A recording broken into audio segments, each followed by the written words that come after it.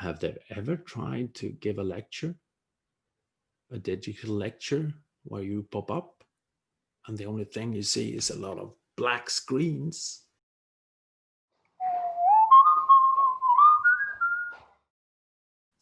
Here's a funny thing I stumbled upon last week. I was listening to a podcast.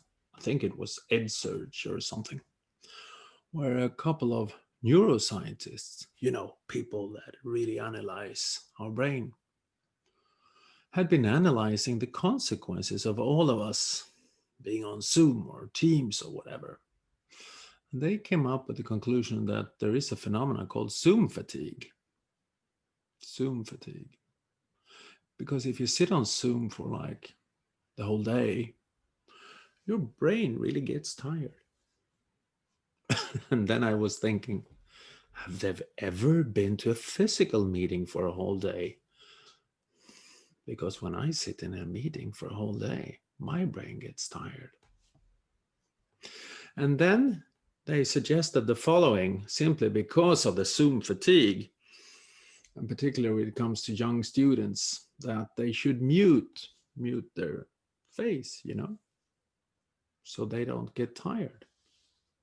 So they suggested actually that a lot of us being on digital meetings should mute our faces in order not to get tired. And then I was thinking, have they ever tried to give a lecture, a digital lecture, where you pop up and the only thing you see is a lot of black screens?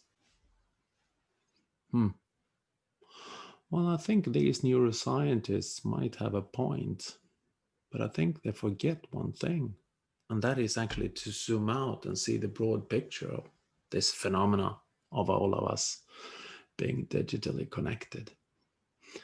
And this, I think, is a rather good example. We get a new kind of digital phenomena, and then instead of zooming it out and see what it actually means and what it gives to us, we zoom in the small details.